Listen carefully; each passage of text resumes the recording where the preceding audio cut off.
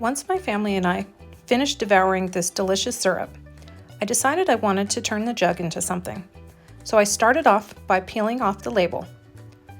Then I used my heat gun to heat up the plastic around the pour spout. Be careful not to burn yourself while doing this. With the plastic a little more malleable, I took an X-Acto knife and gently and carefully carved out some more of the pour spout to make it look a little more realistic.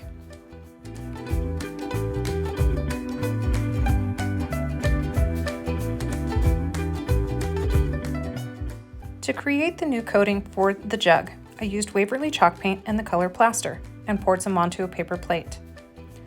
I kind of eyeballed the amount, so I'm not sure exactly how much I poured. Then I sprayed some water onto the paint itself and used a popsicle stick to stir in the water. This will thin it down, and that's okay. Then I used baking soda and dumped a hefty amount onto the paint. If it still seems a little thin, just add some more and mix it together. You want a thick, clumpy paste.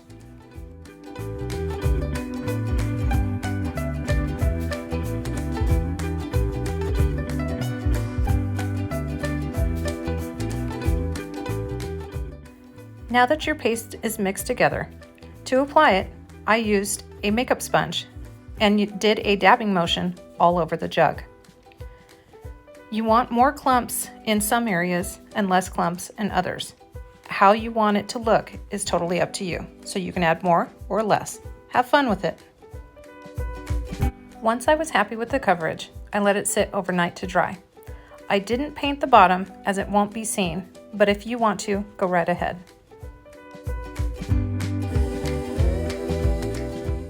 I used a sanding sponge that I got from the Dollar Tree to give the entire jug a light sanding. You don't want to knock off too much, so that way it still retains its texture. I used the same plaster paint and gave it a second coat, this time without any baking soda. Unfortunately, my video cut off, but I used a heat gun to speed up the drying process. With the second coat of the plaster color dry, I took painter's tape, which I also got from the Dollar Tree, and wrapped it around the lower portion of my jug. You can place yours as high or as low on the jug as you want. We're going to be adding a second color to the bottom. I chose Americana acrylic paint in the color Open Water. I only painted one coat. This video actually showed of me drying the blue paint with the heat gun. It truly does cut down the drying time. I love this heat gun. I got mine from Lowe's.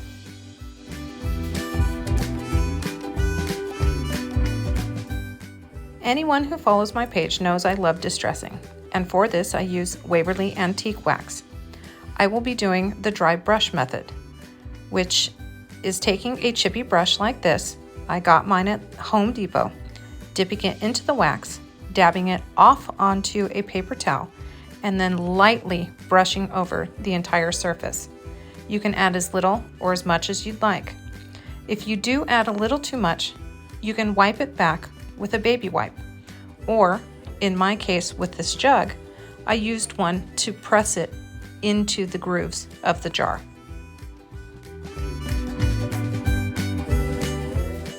I'm still amazed by this transformation. It's hard to believe this was once a plastic maple syrup jug. For the handle, I decided to use jute rope. I put a small bead of hot glue on the inner side of the jug handle, then started wrapping my jute around the handle, every now and then adding a little more hot glue. Be careful not to burn yourself, as this is a very tight area to work in. Once you've finished wrapping all the jute and you've added your last bead of glue, you're done. What an amazing transformation of a plastic maple syrup jug. It now looks like stoneware. I hope you enjoyed this video. If you did, please share and like this video. And remember, you can always follow my page at Jenny of All Trades. I'm also on YouTube. Thanks for watching and stay crafty. Bye!